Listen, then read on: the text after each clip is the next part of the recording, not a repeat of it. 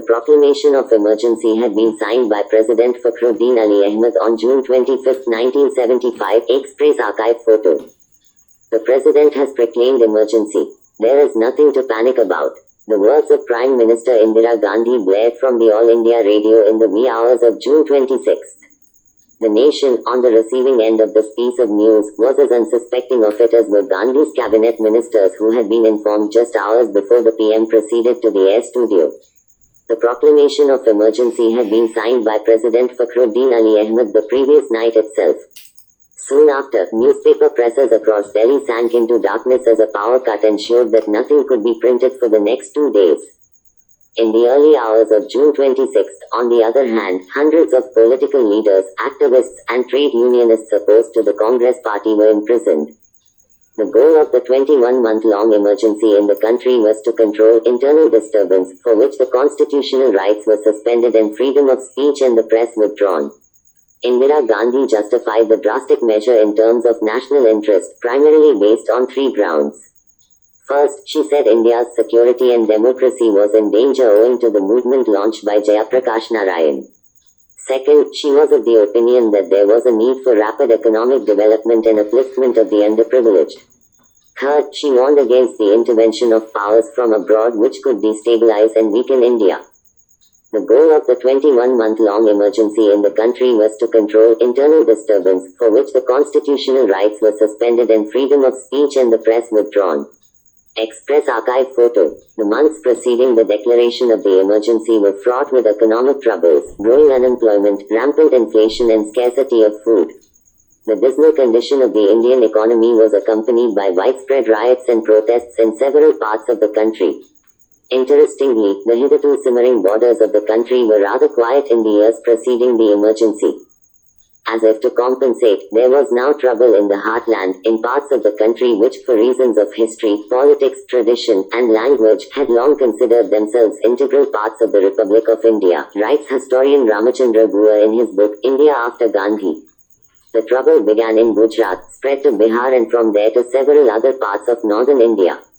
While the streets were raging against Gandhi's governance, another challenge came to the doorstep of the Prime Minister in the form of a petition filed in the Allahabad High Court. Here are the 4 major occurrences of the 1970s following which Indira Gandhi declared the emergency. Navnirman Andolan in Gujarat. In December 1973, students of LD College of Engineering in Ahmedabad went on a strike to protest against a hike in school fees. A month later, students of Gujarat University erupted in protest, demanding the dismissal of the state government. It called itself the Navnirman Movement or the Movement for Regeneration. Gujarat at this point in time was governed by the Congress under Chief Minister Chimanbhai Patel. The government was notorious for its corruption, and its head popularly referred to as Chiman Chor Thief.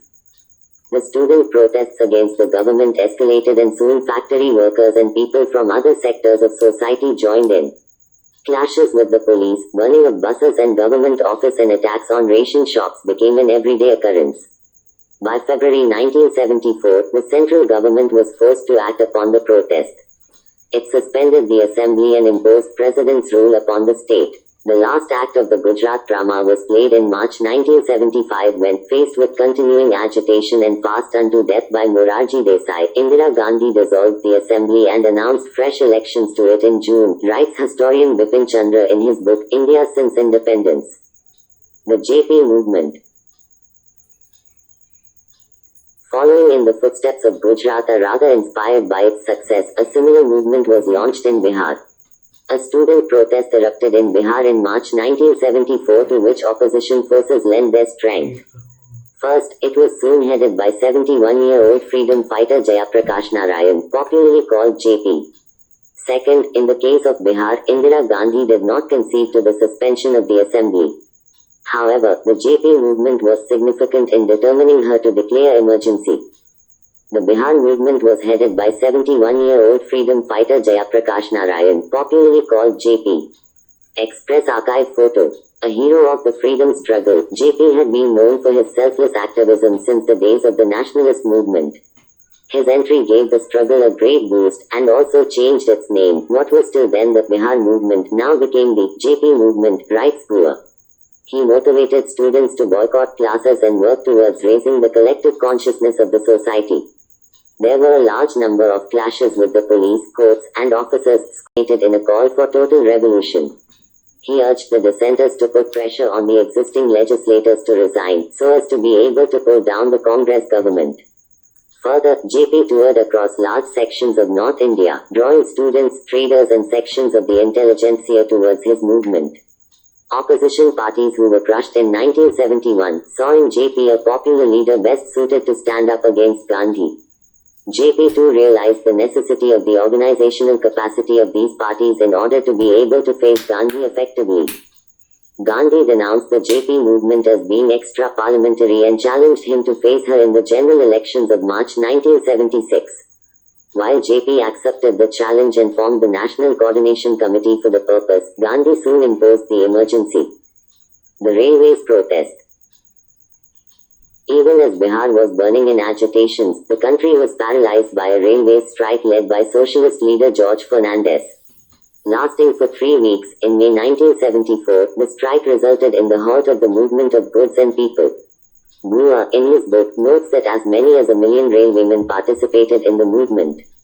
There were militant demonstrations in many towns and cities in several places. The army was called out to maintain the peace, he writes. Gandhi's government came down heavily on the protesters. Thousands of employees were arrested and their families were driven out of their quarters. The Raj Narain verdict. While opposition parties, trade unions, students and parts of the intelligentsia had occupied the streets in protest against Indira Gandhi's government, a new threat emerged before her in the form of a petition filed in the Allahabad High Court by socialist leader Raj Narain, who had lost out to Gandhi in Raebareli parliamentary elections of 1971. The petition accused the Prime Minister of having won the elections through corrupt practices. It alleged that she spent more money than was allowed and further that her campaign was carried out by government officials. On June 12, 1975, Justice Sinha read out the judgment in the Allahabad High Court declaring Gandhi's election to Parliament as null and void. Express Archive photo. On March 19, 1975, Gandhi became the first Indian Prime Minister to testify in court. On June 12, 1975, Justice Sinha read out the judgment in the Allahabad High Court declaring Gandhi's election to Parliament as null and void, but she was given a span of 20 days to appeal to the Supreme Court. On June 24, the Supreme Court put a conditional stay on the High Court order. Gandhi could attend Parliament, but would not be allowed to vote unless the court pronounced on her appeal. The judgments gave the impetus to the JP movement, convincing them of their demand for the resignation of the Prime Minister. Further, by now even senior members of the Congress party were of the opinion that her resignation would be favorable to the party.